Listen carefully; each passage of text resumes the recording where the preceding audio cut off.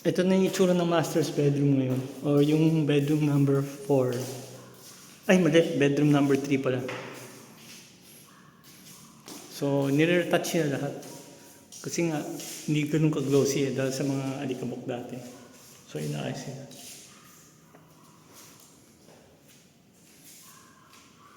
Yan, nilagyan na rin ng curtain rod.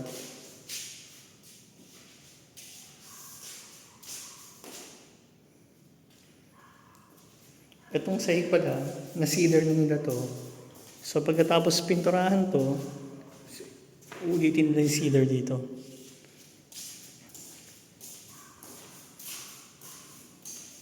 Para maayos yung varnish. So, dito, yung wooden planks ito, maraming pinalitan dito. Mga Nara planks, maraming napalitan dito, mga nabulok na.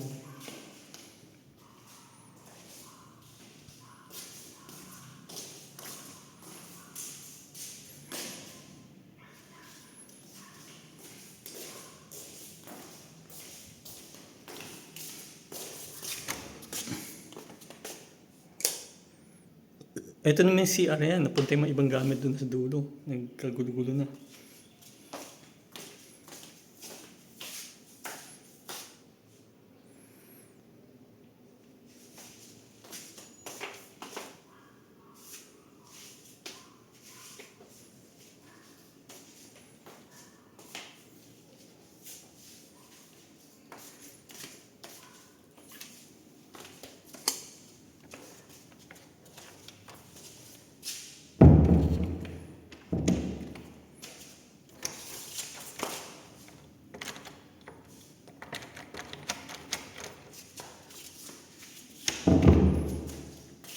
So, focus din na bali itong room, and then yung sa mga sa baba.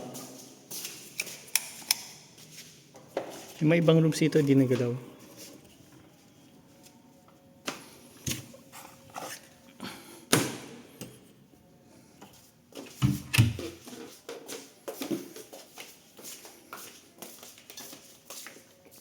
Ayan, mabot na yung paggagawa nila dito. Sa mandang hallway ng ground. So, sa taas yan nagpintura. Nagre-repair. Ayan.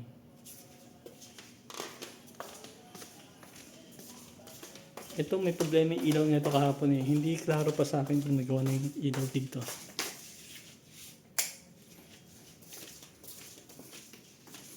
Wala pa din yung ilaw. Oh.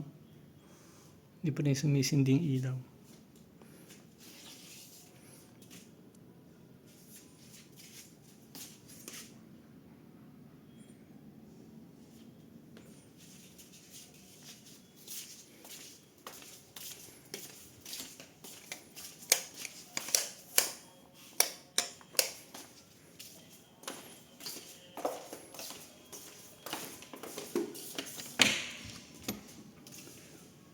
Ito, pinagpinturahan namin yung grills dito. Kanina.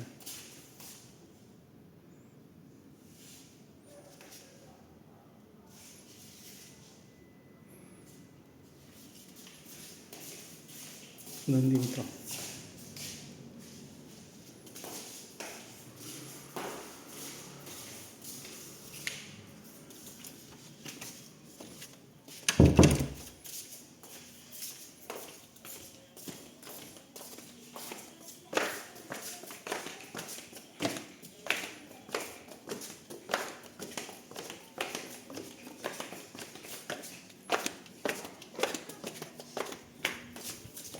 Dito na sa office, ito ayos na to.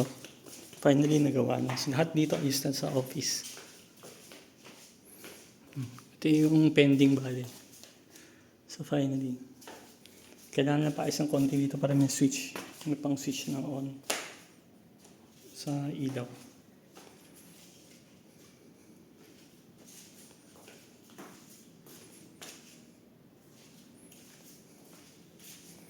Actually, ito palang bakal na iwan. Dapat pinturahan.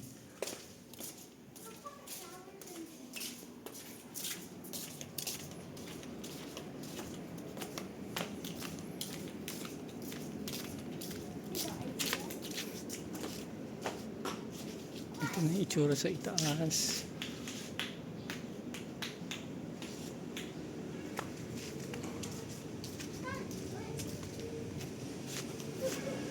So far naman, napinturahan nila. Na-retouch.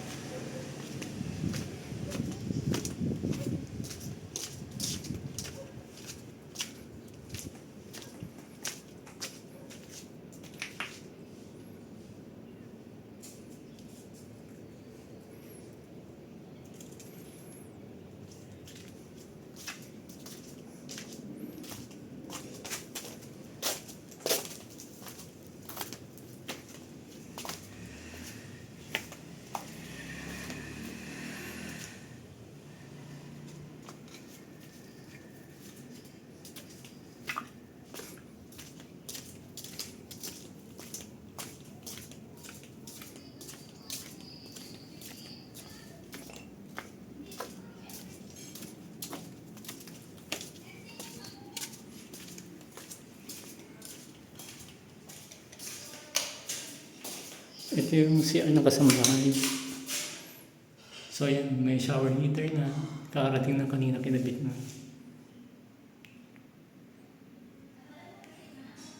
Yan, nakabitan na rin na ito. Lagyan ng mga shampoo. Ito, kakabitan na ito rin. Ito kakabitan sa likuran ng pintuan.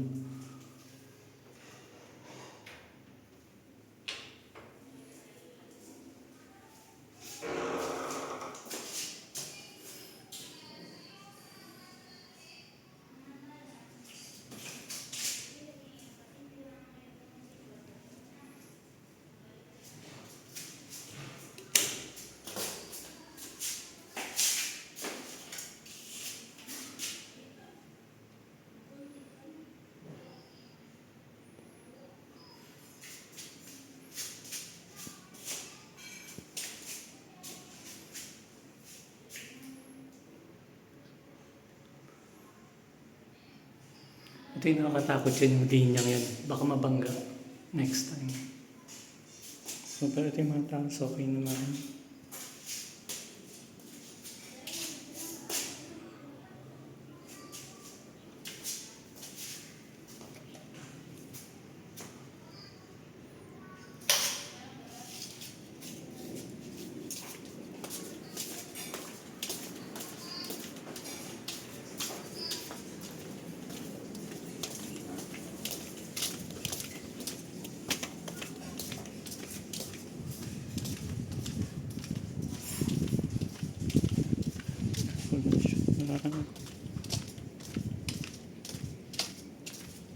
Ito naman yung kwarto ng drivers. Hindi pa rin naayos. So, kailangan itong ayusin ng talsita.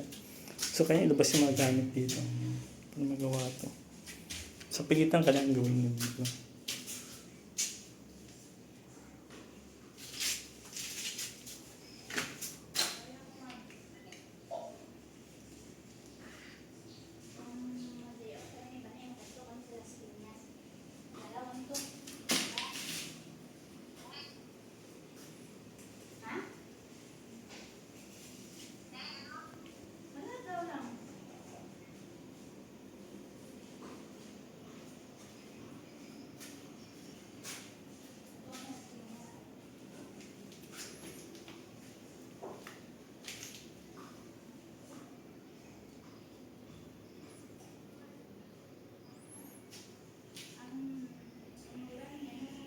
Kailangan i-test yung shower.